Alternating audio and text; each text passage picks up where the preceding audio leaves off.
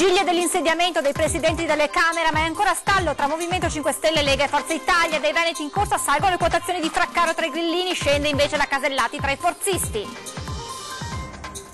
Aereo francese sorvola lo spazio aereo italiano, si interrompono i contatti, si teme il dirottamento, 2 jet partono da Istrana all'inseguimento, allarme è rientrato poco dopo, superato il muro del suono, panico per i boati. Crack BPV, seconda giornata di sequestro nella villa palladiana di Gianni Zonino dopo il provvedimento disposto dal Tribunale, aperte anche le cassaforti. Camion si dibatte in A4 tra i caselli di Grisignano e Padova Ovest, 2 feriti e traffico paralizzato, code anche fino a 13 km. Dopo le minacce di morte e la presentazione negata del fumetto su Norma Cossetto, vittima delle foibe, denuncia in procura dell'assessore regionale Donazzan, Padova città violenta, il sindaco reagisca.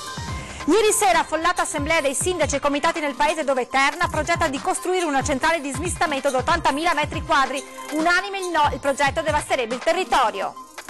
Regalare il pane invenduto a fine giornata a chi ne ha bisogno. L'idea solidale parte da Mogliano, un panificio ha già aderito all'iniziativa per la settimana di Pasqua.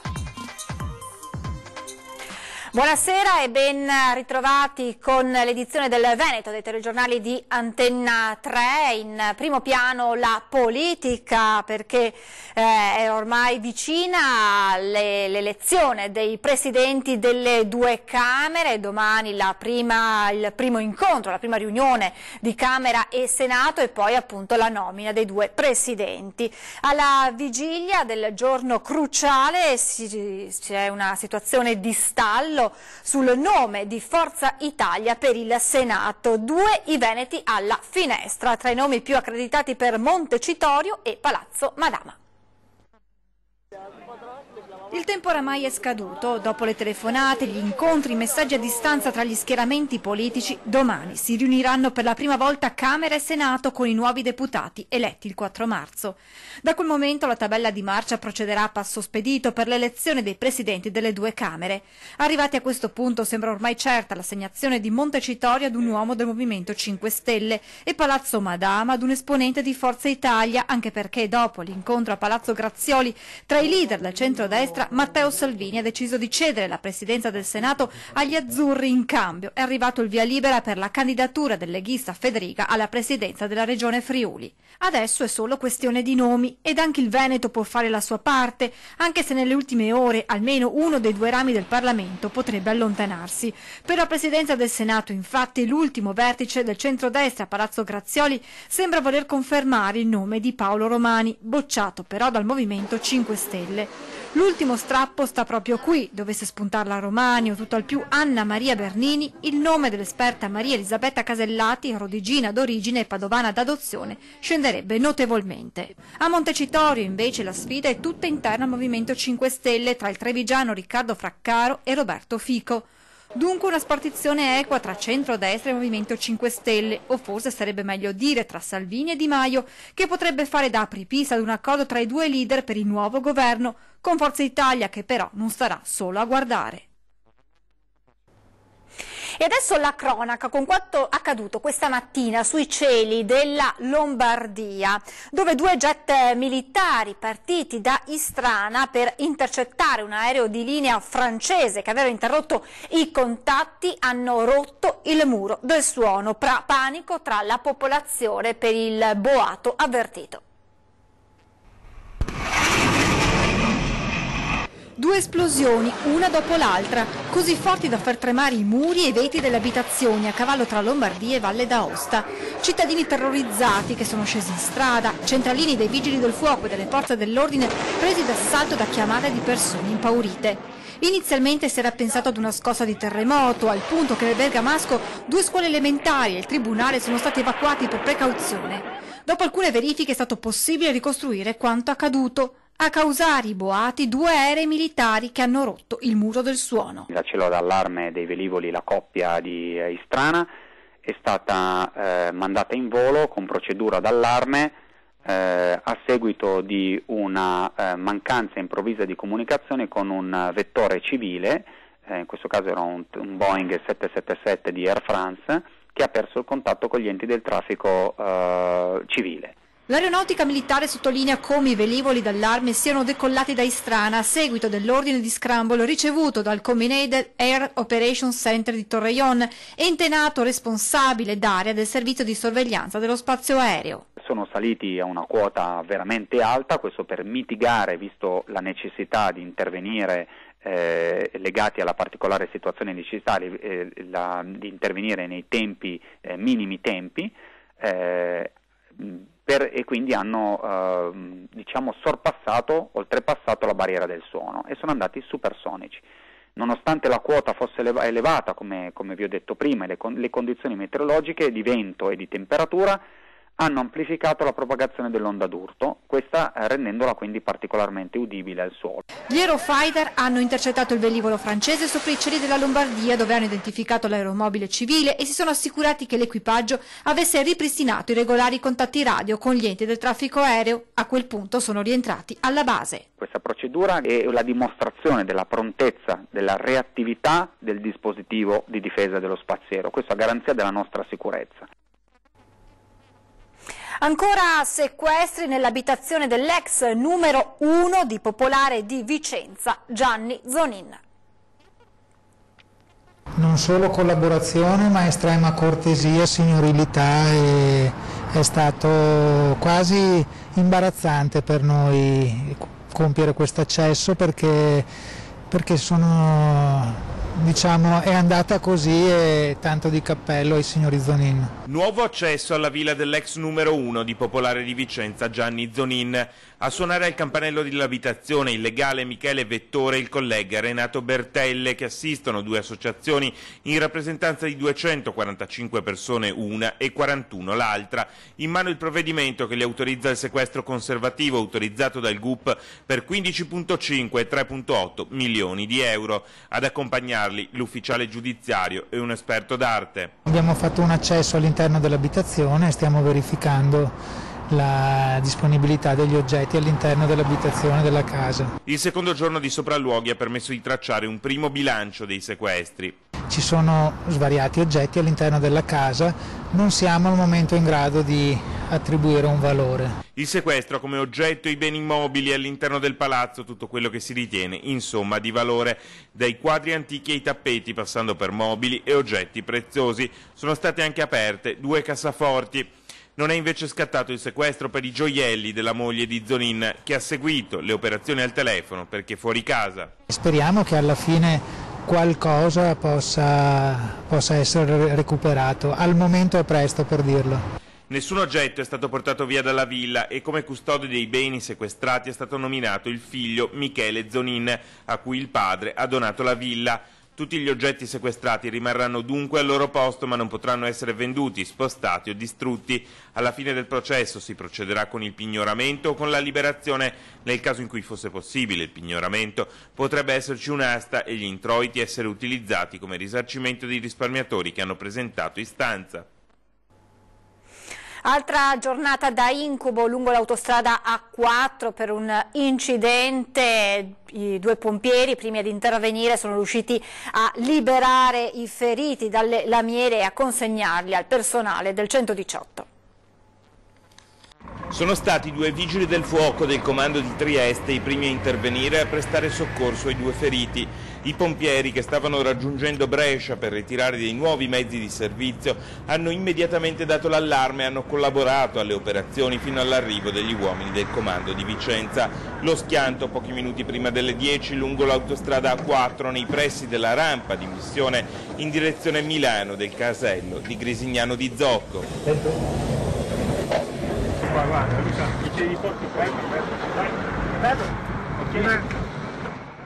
Impressionante la scena che si sono trovati ad affrontare i primi soccorritori, che hanno dovuto agire senza sapere esattamente cosa trasportasse il mezzo capovolto. Il camion trasportava carne e emanava infatti un forte odore di ammoniaca, circostanza che inizialmente ha allarmato i soccorritori sulla pericolosità dell'intervento. Particolarmente complesse le operazioni di recupero del mezzo, tanto che in pochi minuti si sono formate lunghe code e si è resa necessaria la chiusura del casello di Grisignano in direzione Milano. Per chi si è trovato a percorrere la 4 nel tratto compreso tra Padova e Vicenza è stata una giornata da incubo. 7 quelli segnalati alle 16, solo in serata il traffico è diminuito, avviandosi alla normalità. Maxi operazione dei Carabinieri di Venezia contro lo spaccio. L'indagine, iniziata oltre un anno fa, ha portato a scoprire l'attività di 2 detenuti nel carcere di Santa Maria Maggiore. 8 le misure di custodia cautelare. Gestivano lo spaccio dalle celle del carcere di Santa Maria Maggiore, dove erano detenuti, facendovi arrivare stupefacenti e anabolizzanti per la distribuzione. Dopo un anno di indagine all'alba è scattata l'operazione Cometa tra le province di Venezia e Napoli, con cui i carabinieri hanno portato 5 persone in carcere, 2 con l'obbligo di dimora e l'8ª con il divieto di dimora in provincia di Venezia. I 2 detenuti, un italiano e un albanese, avevano messo in piedi un astuto sistema per nascondere cellulare e caricabatterie. L'avevano messo all'interno di una nicchia creata da loro che aprivano con un'apposita chiave. Poi comunicavano nelle ore notturne, mentre di giorno erano carcerati modello. Fondamentale il ruolo delle mogli. Ricevevano proprio dei veri e propri ordini dai mariti e con in qualche maniera, no, la copertura, diciamo, di portare al seguito i figli minori, avevano tentato di non essere poi sottoposti al controllo da parte delle forze di polizia. La droga veniva nascosta anche nei pannolini del figlio di un anno che nessuno avrebbe perquisito. Sequestrati 2 kg di hashish, mezzo di cocaina, pastiglie anabolizzanti e molti contanti. Pensate che durante le perquisizioni di questa mattina abbiamo sequestrato intorno a 15.000 euro contanti, il che significa che il giro di affari di queste persone era anche ingente. Le sostanze stupefacenti evidentemente che hanno venduto in passato erano per un valore complessivo di 120.000 euro, ma soprattutto è la cessione, abbiamo accertato quasi la cessione media giornaliera di 150 dosi, insomma. Tutto girava intorno al denaro ed è proprio su questo che è stata fatta leva, applicando il sequestro preventivo dei beni, quantificando quanto avrebbe fruttato l'attività illecita. Sostanzialmente è la misura più afflittiva per queste persone, perché imporrà adesso circa un 120.000 euro di termini di valore di poter sequestrare tutti i loro beni per arrivare fino a questo importo. Adesso la politica, l'Olimpiade delle Dolomiti che nel nome di Cortina sappia superare confini provinciali e regionali, mettendo insieme le norme e vario patrimonio ambientale, culturale e organizzativo di tante comunità capaci di unirsi per proporre una seria, consapevole, equilibrata e lungimirante candidatura di un evento sportivo di risonanza mondiale. Ribadendo questa prospettiva e questi principi, il Presidente del Veneto Luca Zaia ha trasmesso al Sindaco di Cortina la delibera approvata ieri dalla Regione del Veneto a sostegno della manifestazione di interesse della città bellunese alla candidatura ad ospitare i Giochi Olimpici Invernali del 2026. Entro il prossimo 31 marzo, prosegue il Governatore del Veneto, il Comitato Olimpico Nazionale deve inviare una lettera formalizzando il proprio interessamento al CIO e io mi auguro che tutti siano coscienti dell'importanza della candidatura di Cortina come occasione irripetibile per la valorizzazione internazionale dell'intero territorio che ospiterà i Giochi. A Padova la Giunta tollera che la violenza di pochi condizioni la democrazia. È il duro attacco dell'assessore regionale Elena Donazzana al municipio padovano, reo, secondo l'assessore, di non aver condannato né preso le distanze dalle minacce indirizzate dai collettivi sociali al direttore ESU ferrarese, pronto un esposto in procura per istigazione alla violenza. Questa è una città che è ostaggio della violenza di una minoranza estremista tollerata dall'amministrazione comunale. Io chiedo all'amministrazione comunale di condannare con forza la violenza di questi centri sociali, di questi sedicenti gruppi antifascisti, e anche al Rettore l'appello. È una studentessa di Padova, il Rettore e l'Università devono prendere una posizione netta. A Padova c'è un problema di democrazia, tanto che la conferenza stampa sul rinvio della presentazione del volume Foiba Rossa, storia di una italiana, ispirato al massacro della studentessa Norma Cossetto, è stata presidiata da un notevole numero di uomini delle forze dell'ordine intorno agli uffici ESU di via Ospedale. Il libro a fumetti verrà presentato in Consiglio regionale il 4 aprile. La situazione in città è gravissima e il silenzio del sindaco altrettanto, secondo la consigliera comunale Eleonora Mosco, che presenterà una interrogazione urgente per la prossima assemblea di lunedì. Chi avrebbe dovuto moderare la presentazione del libro ha parole severe anche verso il rettore Rizzuto. Ma io dico che l'Università di Padova deve vergognarsi di non aver ospitato questo dibattito nell'aula magna.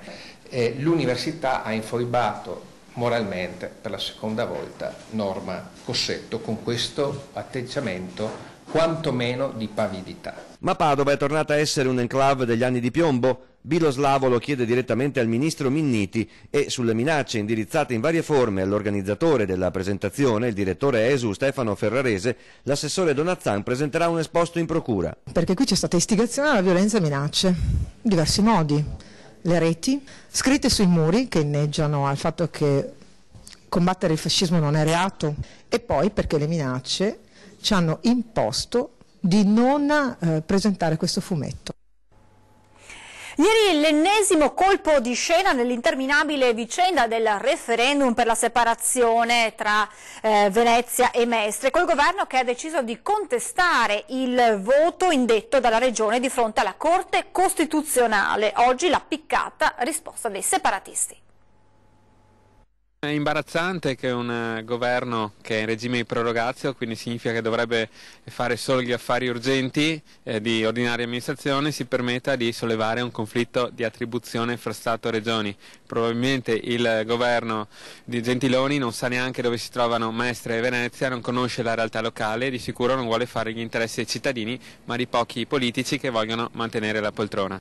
Durissima la reazione dei comitati per il referendum sulla separazione tra Venezia e Mestre all'indomani della decisione del governo di impugnare il voto previsto per il 30 settembre di fronte alla Corte Costituzionale. In questo modo il governo sembra quasi dire ai cittadini veneziani e mestrini: voi non siete capaci di votare, tutti gli altri comuni d'Italia possono votare in caso di divisione del comune, voi non siete in grado. Non vediamo l'ora che la Corte si esprima per bocciare, come accadrà, le argomentazioni del governo. Quest'atto di arroganza ci fa solo sorridere, attaccano ancora dei comitati, anche perché il ricorso alla consulta non sospende l'iter. Siamo fiduciosi che la Regione andrà avanti per la sua strada e il 30 settembre i cittadini potranno finalmente esprimersi. I cittadini ci stanno dicendo in queste ore che anche quelli che avrebbero votato no capiscono che c'è qualcosa sotto, di sicuro ci sono tutti questi ricorsi, 6 ricorsi al TAR, 1 in Corte Costituzionale, forse si parla di interessi che sono meno che pronunciabili. A pensar male si fa peccato, ma qualche volta ci si azzecca. Ci spostiamo in provincia di Treviso con l'assemblea affollata ieri sera a Volpago del Montello. Il tema, la richiesta da parte di Terna di realizzare una centrale di smistamento dell'energia elettrica, 80.000 metri quadrati tra tralicci, trasformatori e collegamenti alla tensione di 380.000 volte. La sala affollata di ieri sera testimonia da sola quanto sia sentita dalla popolazione la vicenda elettrodotti e Volpago. E non solo, visto che accanto al sindaco Guizzo ieri sera sul tavolo dei relatori c'era anche il primo cittadino di Scorzè, che dell'affare centrale di smistamento condivide in parte la sorte di Volpago. La storia è di lunga data e riguarda l'ammodernamento delle linee di distribuzione dell'energia elettrica con Terna, azienda statale che gestisce linee e tralicci, impegnata a creare una vera e propria rete di sicurezza con nodi di distribuzione come nel caso appunto di Volpago. Qui si tratta di una centrale da 80.000 metri quadrati, in un tracciato che dovrebbe intersecare i tralicci già esistenti che arrivano da Cordignano con quelli che scendono dal Bellunese. In questa cartina del 2012 si comprende bene tutto il progetto, che ha incontrato da subito la resistenza dei territori, la stessa di ieri sera. Erano presenti ben 18 comunità rappresentate dai loro sindaci. Diciamo che abbiamo trovato una linea di azione comune sostanzialmente sul portare avanti, in alternativa all'attuale proposta di Terna, la riproposizione del primo progetto di Terna che prevedeva il correre lungo l'autostrada con elettrodotti interrati. Spostare dunque la tratta Alfa d'Alto lungo la A27 verso il nodo di Venezia Nord, ma anche pensare di interrare l'attuale linea Cordignano verso Montecchio approfittando dei cantieri della Pedemontana, con indubbi benefici sul fronte dell'inquinamento elettromagnetico. È impensabile che in questo territorio ci vengano portati ulteriori elettrodotti o vengono potenziati quelli esistenti. La soluzione proposta permetterebbe di eliminare sia la centrale ma anche di eliminare ulteriori possibilità di altri elettrodotti aerei sul territorio. Noi siamo il comune più escavato della provincia di Treviso, per darvi un rapporto. Abbiamo poi la Pedemontana che passa proprio a fianco dell'elettrodotto a 380.000 esistente aereo, e l'unico polmone verde che rimane, tra l'altro coltivato colture intensive di pregio, verrebbe distrutto da ipotesi di questo tipo. Chiara quindi la resistenza del sindaco, ma anche dei cittadini convinti che una rete elettrica efficiente sia indispensabile per i nostri territori, ma non a discapito della salute delle comunità, e per questo chiamano in causa la regione a cui faranno arrivare questa petizione. Sarà chi governa il Veneto che decide dove vengono fatte queste autostrade dell'energia e come vengono fatte, se interrate, se lungo le autostrade, se servono, quindi se servono come si fanno e dove si fanno. Adesso ci fermiamo per qualche minuto di pubblicità, tra poco.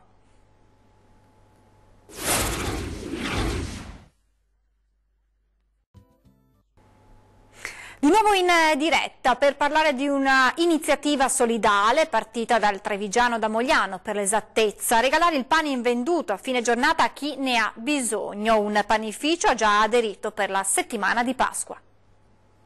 Ottima, direi, è giusto perché c'è tanta gente che ha bisogno, quindi trovo che sia una cosa ben fatta. Diciamo. Un pensiero per chi non ha possibilità, perché si trova in difficoltà anche a pagare un pezzo di pane. Diana Ariella ha raccolto una sfida e ora la speranza è che in molti la seguano, e non solo nel suo settore. Sacchetti di pane invenduto da regalare a fine giornata. Dal 26 marzo in forma sperimentale per la settimana di Pasqua, e poi si vedrà. Nasce tutto da un moto spontaneo su Facebook nella pagina 6 di Mogliano Veneto Se. Qualcuno posta la foto di un'iniziativa analoga in Italia e la scommessa è: perché non farlo anche da noi? E così parte il motore solidale in fretta e il panificio Diana risponde subito all'appello. D'altronde una cosa simile già la stava facendo, vendendo al prezzo ribassato di €1 il pane non venduto. Stavolta però si va oltre. Quello della giornata, quello che avanza a fine giornata, noi facciamo dei sacchetti e li mettiamo fuori. Chi già lo sapeva è venuto per tutto questo tempo a €1, sempre verso l'orario di chiusura. E adesso magari se qualcun altro lo sa, insomma sa che li mettiamo fuori e a chi serve, insomma, sa che è lì. L'invenduto per me è fine giornata, comunque va buttato, se va a buon rendere bene, insomma, se va bene a qualcuno bene. E il plauso dei moglianesi è immediato. Per me sì, è una bellissima iniziativa. Penso che sia una cosa sicuramente da tenere in considerazione, anzi dovrebbe prendere esempio un po' tutti. Si parte il 26 marzo dunque, aspettando che altri la seguano e con l'amara consapevolezza che iniziative del genere siano sempre più necessarie. La situazione non è delle migliori, quindi io credo che avranno la coda al pomeriggio, purtroppo. Vi ricordo l'appuntamento con 20:10, ospite in studio questa sera Jesusleni Gomez, la giovane imprenditrice brasiliana che sta girando il Veneto a piedi alla scoperta delle bellezze della nostra regione. Dal Veneto è davvero tutto, vi lascio alle previsioni del tempo, grazie per essere stati con noi, vi auguro una buona serata. Arrivederci.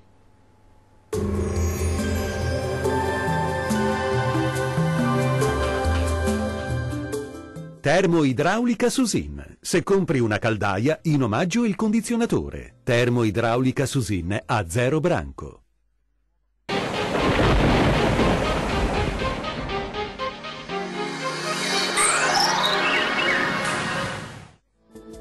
Sempre bel tempo sul Triveneto, ci attende una giornata caratterizzata dal sole. Vediamo insieme il dettaglio di venerdì 23 marzo.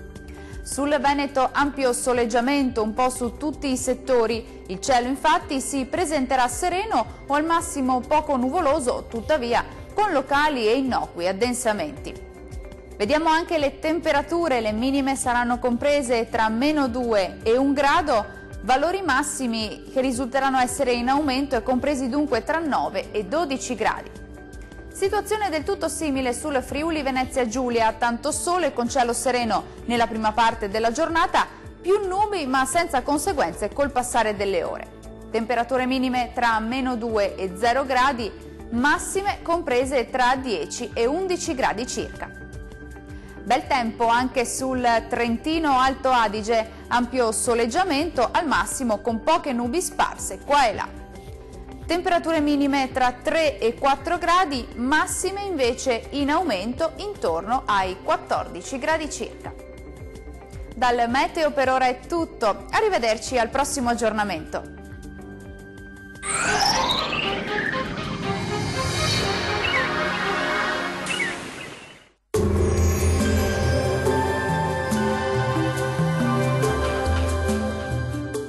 Termoidraulica Susin. Se compri una caldaia, in omaggio il condizionatore. Termoidraulica Susin a 0 branco.